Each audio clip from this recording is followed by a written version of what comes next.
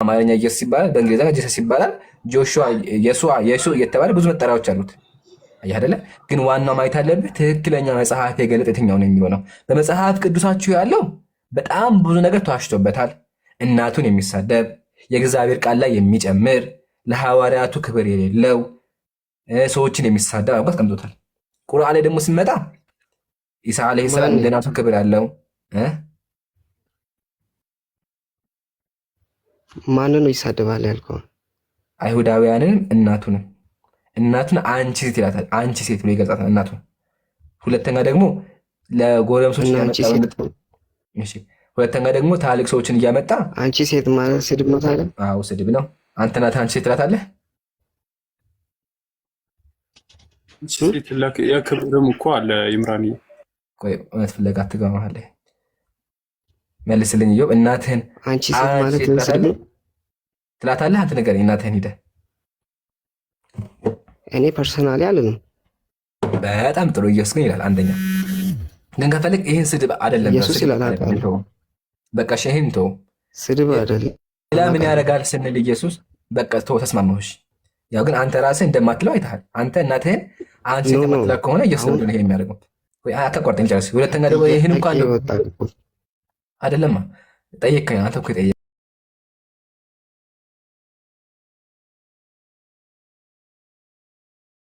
የት ቦታ የተሰደበ? ስለዚህ ማስረጃ መቅረብ አለብኝ፣ መመለስ አለብኝ። እዮብ እያተቆርጠኝ። እሺ አንዴ ዝም በል። ብዙ አብራራ። ሁለተኛ ደግሞ ሰዎችን ይሳደባል። ምሳሌ ምግብ ሲበላ እጁን ሳይታጠብ ደንቆሮ ይላቸዋል። ሶስተኛ እናቱን ማርያም ትላልቅ ሴቶችን እያመጣ መጥፎ ነገር እንድታደርግ ያደርጋታል። መጥፎ ነገር ሊትራሊ መጥፎ ነገር እንድታደርግ ያደርጋታል። ይሄ ነገር በጣም ጸያፍ ነው። ያ ስለዚህ መጽሐፉ ኢየሱስ ላይ ዋሽተዋል ብዬ አምናለሁ። ሳምን ደግሞ በማስረጃ ነው።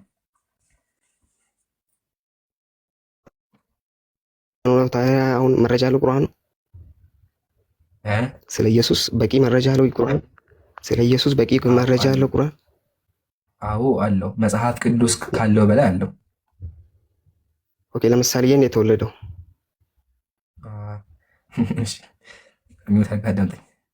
አለው በቂ መረጃ አለው ስንል እየጠቀሰ እዚህ ሀገር ይላል ማለት አይደለም።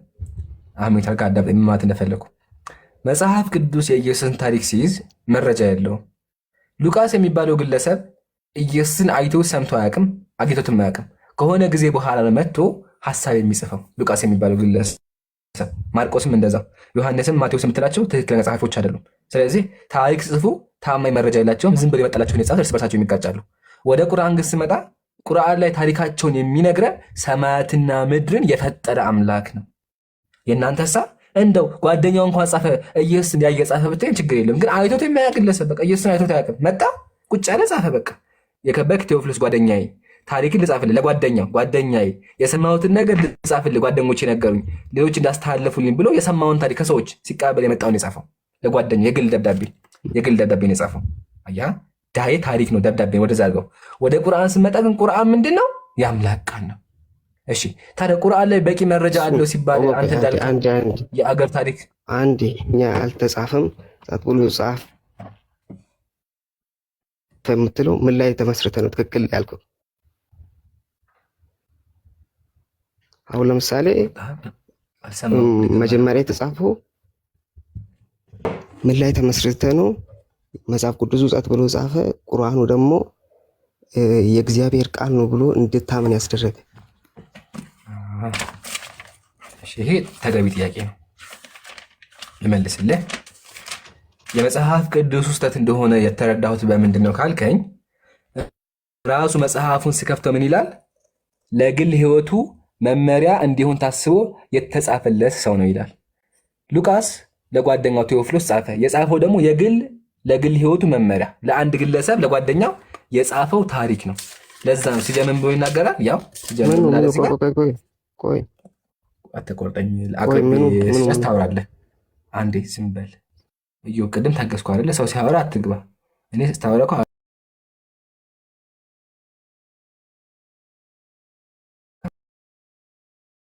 ይገኛሉ። ይህም ታሪክ ከመጀመሪያ አንስቶ የአይን ምስክሮች የቃሉ አገልጋዮች የነበሩት ያስተላለፉልን ነው። ክቡር ቴዎፍሎስ ሆይ እኔም በበኩሌ ሁሉን ከመሰረቱ በጥንቃቄ ከመረመርኩ በኋላ ታሪክን አዳምጥ።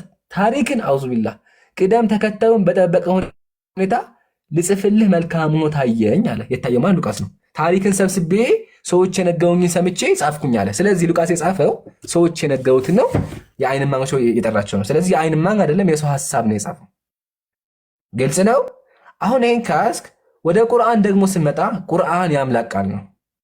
ማስረጃ ገና ቁርአኑ ስከፍተው የሚለው ዛሊከል ኪታቡ ላ ረይበ ፊህ ሁደን ሊልሙተቂን፣ ይህ መጽሐፍ ከአላህ ለመሆኑ ምንም ጥርጣሬ የለበትም ማለት። መጽሐፉ የአላህ ነው። ታሪኩን የሚነግረን አላህ ነው፣ አምላካችን ነው። ስለዚህ የቁርአን ታሪክ ተአማኒ ነው። የመጽሐፍ ቅዱሱ ደግሞ አንድ ሉቃስ የሚባል ግለሰብ ወረደ እንዲህ ሄደ። በቃ ሉቃስ የሚባል ግለሰብ መጥቶ ለጓደኛው የጻፈ ደብዳቤ ነው። በምን ሂሳብ ነው ደብዳቤ ከአምላክ ቃል ጋር እኩል የሚሆነው? ሙስሊሞቼ ሙስሊም ወንድሞቼ ተከታተላችሁ አዳምጡ። ምሳሌ እኔ ለጓደኛዬ ጃቢር ጓደኛዬ ብዬ ታሪክ ጻፍኩለት። ያንን ታሪክ እናንተ ከብዙ ዓመት በኋላ መጣችሁ የእግዚአብሔር ቃል ብላችሁ ስታምኑበት አያስቅ? አሁን ጃቢር ይሰማም ይላል። እኔ እኮ ለጓደኛው የጻፍኩት አይደል? ሉቃስም ለጓደኛው የከበርክ ቴዎፍሎስ አለ። ቴዎፍሎስ ጓደኛዬ የኔ ወንድም አለው ና ብሎ ጻፈለት ለጓደኛው። ያንን ቃል እነሱ ይዘው የእግዚአብሔር ቃል መጽሐፍ ቅዱስ ብሎ ይከተላሉ። ይሄ ደግሞ አእምሮ ላለው ግለሰብ በጣም የሚወዛገብ። ለማንኛውም ወርደሃል፣ ታችሁን አዳ በራሱ ነው የወረደው። ማን የሚቀድመው? አይ ቲንክ ሮብሳን ይቀድማል። ሮብሳን ሰላም ብያለሁ።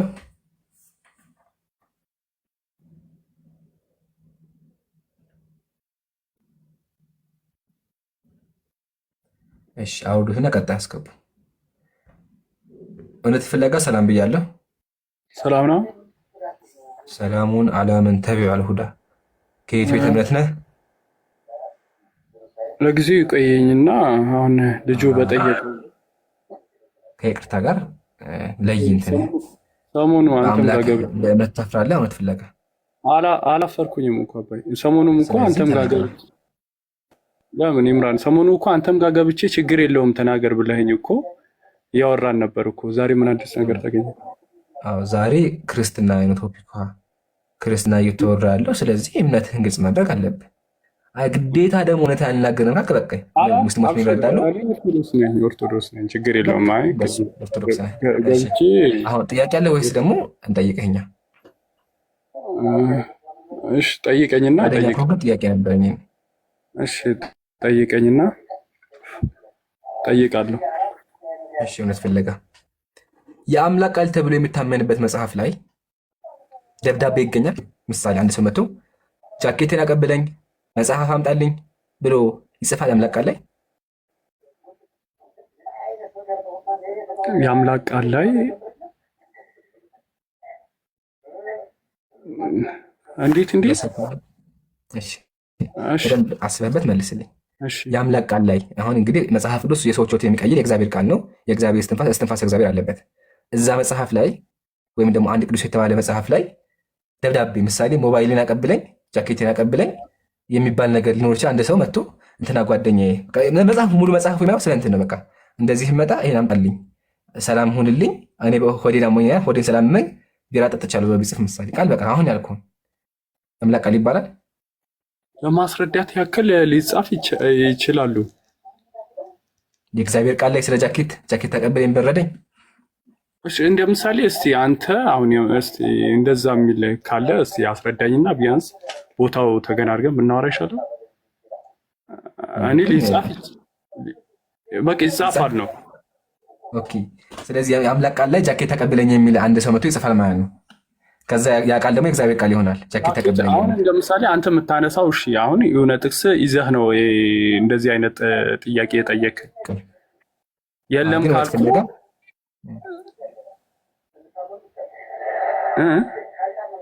አሁን እንደ መሰለህ የእግዚአብሔር ቃል የሰዎች ሕይወት የሚቀይር ነው እንጂ አንድ ግለሰብ መጥቶ ለጓደኛው ጃኬቴን አቀብለኝ፣ ሞባይል አቀብለኝ፣ ሆዴን አሞኝ ቢራ ጠጣበት፣ ሆዴን ካመመህ ቢራ ጠጣበት የሚል ለጓደኛው ጽፎ ሆዴን ከተሻለ ደግሞ ንገረኝ የሚል ሊኖር ይችላል። ግን አሁን አንተ ሊኖር ይችላል ግን እሺ ሊኖር ይችላል ግን እስቲ ማለት ያለበት ቦታ አውጣውና ብናወራ ይሻላል።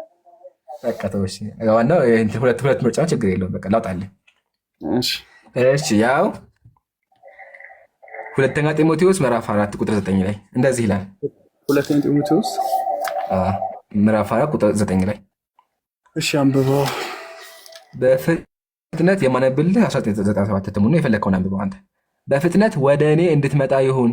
ዴማስ ይህን ዓለም ወዶ ትቶኛል፣ ወደ ተሰሎንቄ ሂዷል። ቂርቆስም ወደ ገላትያ፣ ቲቶም ወደ ድልማጥያ ሂዷል። ከእኔ ጋር ያለው ሉቃስ ብቻ ነው። ማርቆስ ለአገልግሎት ይጠቅመኛልና ፈልገው ይዘኸውና ፈልገህ። ቲኪቆስም ወደ ኤፌሶን ልኬዋለሁ። ስትመጣ በጢሮአዳ በካርቡስ ዘንድ የተውኩትን ካባ ይዘህልኝና መጽሐፍቱን ይልቁንም የብራና መጽሐፍቱን አምጣልኝ። ስመጣ ጃኬቴን አምጣልኝ ይለዋል። ጃኬት አምጣኝ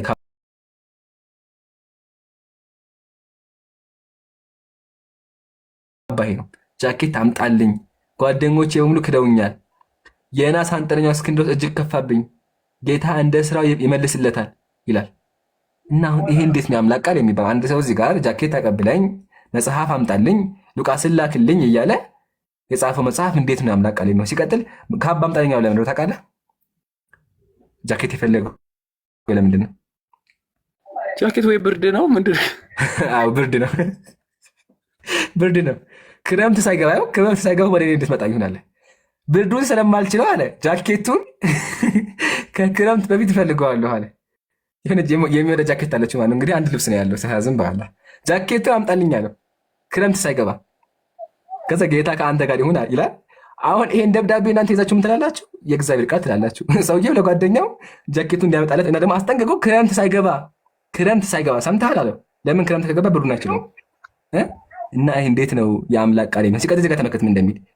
ኤራጥስጦስ በቆሮንቶስ ቀርቷል፣ ጥሮፌሞስ ስለታመመ በሚሊጢ ትቼዋለሁ ይላል። ታሟል ይላል። ታሞ ትቼዋለሁ እያለ ይናገራል። አሁን ይሄ ምንድን ነው? እንዴት ነው የአምላክ ቃላችሁ የተቀበላችሁት? ግራ የገባኝ ነገር ይሄ ነው። ለጓደኛው የጻፈው ደብዳቤ ችግር አለው ነው። አሁን ከዚህ ምን ተማርክ? ከዚህ በቃ ለሰው አሁን ብራና ማለት የሚጽፍበት ነው አይደለ?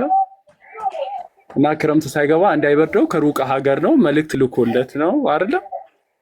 መጽሐፍ ቅዱስ ላይ መኖር አልነበረበትም ነው የምትለው አንተ?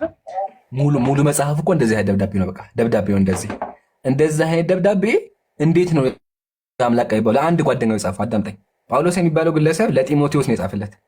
ሰውየው በቃ ጓደኛውን እያወራ እኮ ያለው ታምም ያለው ታሟል፣ ጓደኛ ታሟል፣ ጃኬት አምጣልኝ፣ ሉቃስን አምጣልኝ እያለ እሱን የሚያወራው ጓደኛውን ያወራበት ቴክስት እንዴት ነው የአምላክ ቃል የሚሆነው? እንዲገባህ እውነት ፍለጋ ምሳሌ እኔ እናንተ ቴሌግራም ገብተን ብጽፍልህ እውነት ፍለጋ እኔ እንደዚህ አጋጥሞኛል ጃኬት አምጣልኝ ብለን ተጻጸፍን። ያ ቴክስታችን ከ10,000 ዓመት ወይም ከ1,000 ዓመት በኋላ ወጥቶ የእግዚአብሔር ቃል ይባል ማለት ነው። የተፈጠረው ነገር እኮ ይሄ ነው። ቴክስታቸው ያወሩት ደብዳቤያቸው የሁለቱ ደብዳቤ ወጣና የእግዚአብሔር ቃል ተባለ። ስለምንድን ነው የሚያወራው? አንደኛ ሆዱን ታመመ፣ ከዛ በኋላ ደግሞ ጠጣበት። ይገርምሃል ደግሞ እዚህ ጋር ምን ያለው ለጢሞቴዎስ ሆድህን አሞሃል ሰምቻለሁ፣ ስላመመ ሆድህን ቢራ ጠጣበት ይለዋል። ከዛ ደግሞ ከፍ ያለ ዝም ይላል፣ ስትመጣ ጃኬቴን አምጣልኝ ይለዋል። እንዴት ነው እንደዚህ አይነት ደብዳቤ የሁለት ሰዎች ደብዳቤ አምላክ ቃል የሚሆነው አሉ? ምን ትላለህ?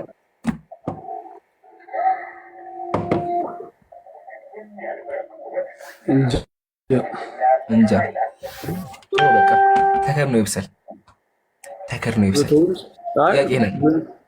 ብቶ ለምን እንደሆነ ታውቃለህ? አሁን እኮ ይሄ ሁሉ እስከዚህ እኮ ጥያቄ የሚያስነሳ ቃል እኮ አይደለም። ሁለትም ሰውየው ሆዱ ስላመመው በቃ አርቄ የጠጣበት አለው አይደለም ቢራ። እሺ ያው እንትን ትክክል ነሽ፣ ቀጥል። አሁን እንደምሳሌ እናንተ ጋር ከሞት በኋላ በጀነት ውስጥ የወይን ጠጅ እንዳለ ቁርአናችሁ ይናገራል አይደለም? ይለያያል። አንደኛ ወደኛ አትምጣ። እኛ ላይ አምላክ አላህ ሱብሃነሁ ወተዓላ